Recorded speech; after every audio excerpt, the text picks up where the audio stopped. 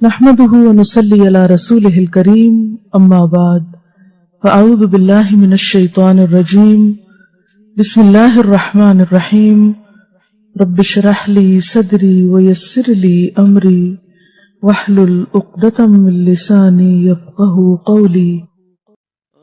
صحبت اور غسل جنابت۔ صحابہ کرام رضی اللہ عنہم کے درمیان غسل جنابت کا ایک مسئلہ زیر بحث آیا۔ ایک گروہ کہتا تھا کہ غسل صرف دخول پہ فرض ہو جاتا ہے، انزال شرط نہیں، یعنی واٹر ڈسچارج جو ہے وہ ضروری نہیں۔ دوسرا گروہ بیان کرتا تھا کہ وجوب غسل کے لیے دخول کے ساتھ انزال بھی شرط ہے۔ یہ طویل مباحثہ کسی فیصلہ کن صورت پر منتج نہ ہوا۔ آخر قرار پایا کہ ام المومنین حضرت عائشہ رضی اللہ عنہا سے دریافت کیا جائے۔ حضرت عائشہ نے کہا کہ رسول اللہ صلی اللہ علیہ وسلم نے فرمایا، اذا جلس بین شعبها الاربع ومس الختان الختان فقد وجب الغسل۔ جب مرد عورت کی چار شاخوں کے درمیان بیٹھ جائے اور اس کا محل ختنہ عورت کے محل ختنہ کے ساتھ مس کرے تو غسل واجب ہو جاتا ہے۔ تو مسئلہ یہ ثابت ہوا کہ صرف دخول پر ہی مرد اور عورت جنبی ہو جاتے ہیں اور ان پہ غسل واجب ہو جاتا ہے، انزال یعنی منی کا نکلنا شرط نہیں۔ جنابت کے احکام۔ وجوب غسل کی حالت کو حالت جنابت کہتے ہیں۔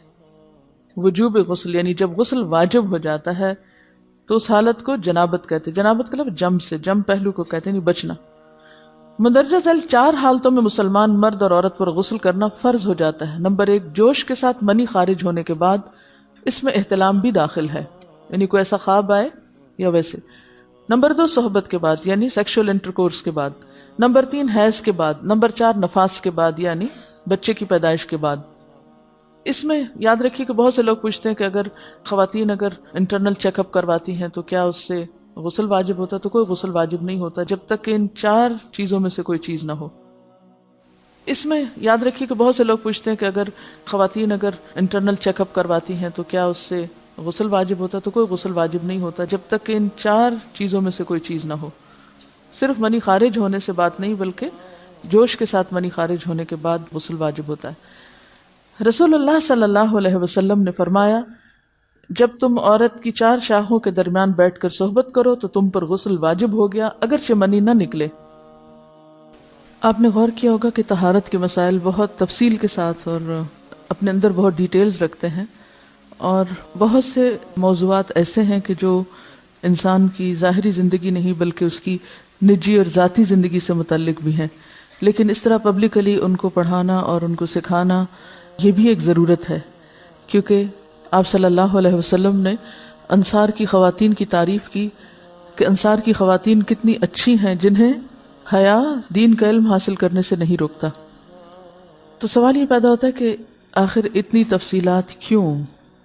اور بعض لوگ اس کو ناپسندیدہ قرار دیتے ہیں، تو ایسا کرنا ناسمجھی کی علامت ہے۔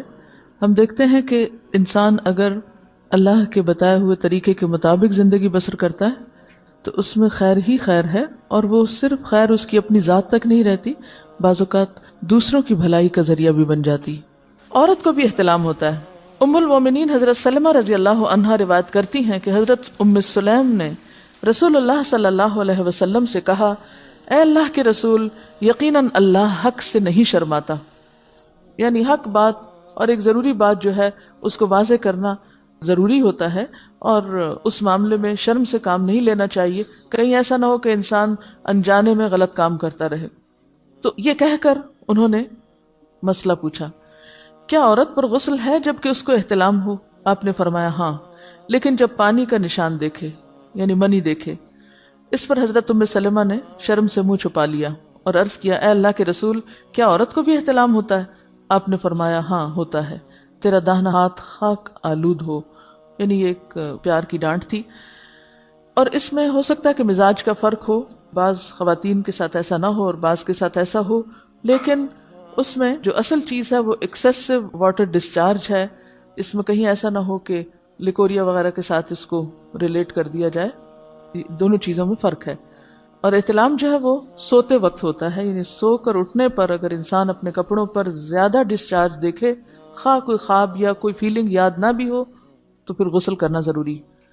معلوم ہوا کہ عورت یا مرد نیند سے اٹھ کر اگر تری یعنی نشان منی دیکھیں تو یہ احتلام کی علامت ہے، لہٰذا ان پر غسل کرنا فرض ہو جاتا ہے۔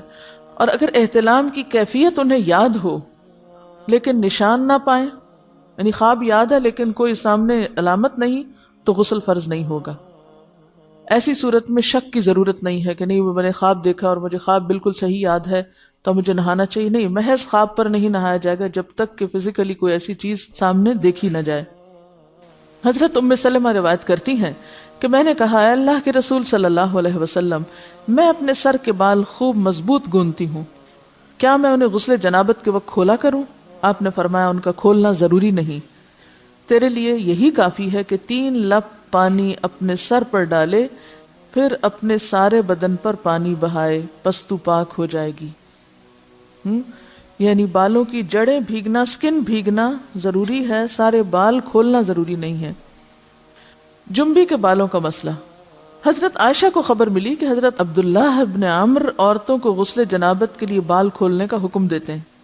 فرمانے لگی، ابن عمر پر تعجب ہے، انہوں نے عورتوں کو تکلیف میں ڈال دیا، وہ انہیں سر منڈوانے کا حکم کیوں نہیں دے دیتے؟ یہ حضرت عائشہ کی ڈانٹ تھی، یعنی وہ یہ تو کہنے کہ عورتیں بال کھول کھول کے نہائیں، تو وہ پھر سیدھا یہی کہیں کہ عورتیں بال منڈوا لیں۔ میں اور رسول اللہ صلی اللہ علیہ وسلم ایک ہی برتن میں غسل کرتے، اور میں اپنے بال کھولے بغیر سر پر 3 چلو سے زیادہ پانی نہیں ڈالتی تھی۔ معلوم ہوا کہ غسل جنابت کے لیے بال کھولنے کی ضرورت نہیں، مگر یہ حکم صرف غسل جنابت کا ہے، غسل حیض کے لیے بالوں کا کھولنا ضروری ہے، کیونکہ وہ مہینے میں ایک دفعہ ہے۔ حضرت عائشہ سے روایت ہے کہ انہیں رسول اللہ صلی اللہ علیہ وسلم نے غسل حیض کے لیے فرمایا، اپنے بال کھولو اور غسل کرو۔ اس میں آپ دیکھیے کہ دونوں چیزوں میں فرق کیوں ہے، دونوں کی نوعیت فرق ہے، اور حیض جو ہے وہ ایک نجاست کی کیفیت بھی ہے نا، قل ہوا اذی، تو اس کے بعد نہانا اور نہا کر خوشبو لگانا خاص طور پر اس کا سارا حکم آتا ہے، لیکن غسل جنابت میں نجاست کی وہ کیفیت نہیں ہے، یعنی حیض کا خون اور منی جو ہے ان دونوں کے حکم میں بھی فرق ہے، ٹھیک ہے نا۔ بعض علماء کے خیال میں جو منی ہے اٹ سیلف وہ ناپاک چیز نہیں ہے، اگر کسی کپڑے وغیرہ کو لگ گئی تو وہ کپڑا ناپاک نہیں، اگر اس کو خشک ہونے پر کھرچ کے صاف کر دیا جائے تو کپڑا صاف ہو جائے گا، لیکن خون حیض پر آپ صلی اللہ علیہ وسلم کیا فرمایا، چٹکیوں سے مل مل کے اس کو صاف کر کے دھوئے، تو ان دونوں میں بھی فرق ہے، لہٰذا ان دونوں کے بعد نہانے کے حکم میں بھی فرق ہے، ایک میں بال کھولے جائیں گے اور بال بھی دھوئے جائیں گے اور بالوں کی جڑیں بھی دھوئی جائیں گی، جبکہ دوسرے عام غسل جنابت میں بال کھولنا اور پورے بال دھونا شرط نہیں۔ بہت سی بچیاں ایسی جن کی شادی ہوتی ہے اور اس کے بعد انہیں ان مسائل کا پتہ نہیں ہوتا، یا تو وہ شرم کے بارے نہاتی نہیں، یا نہاتی ہیں تو پھر وہ پورے بال دھو دھو کے سکھانے میں اور ان چیزوں میں اتنا وقت ضائع کر دیتی ہیں کہ پھر بعضوں کا شوہر کی نافرمانی اور آپس کے تعلقات میں ٹینشن، لوگوں کا خوف۔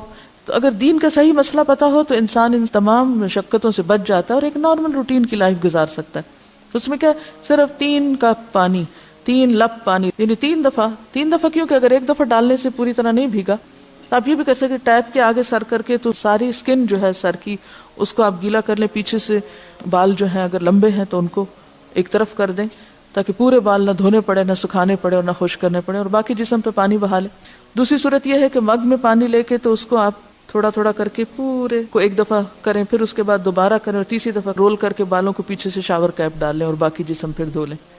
شاور کیپ سے کیا ہوتا ہے عام طور پر کہ پیچھے کے جو سارے لمبے بال ہیں پھر وہ نیچے گر کے گیلے نہیں ہوتے، وہ آپ کے سر پہ ہی ٹک جاتے ہیں۔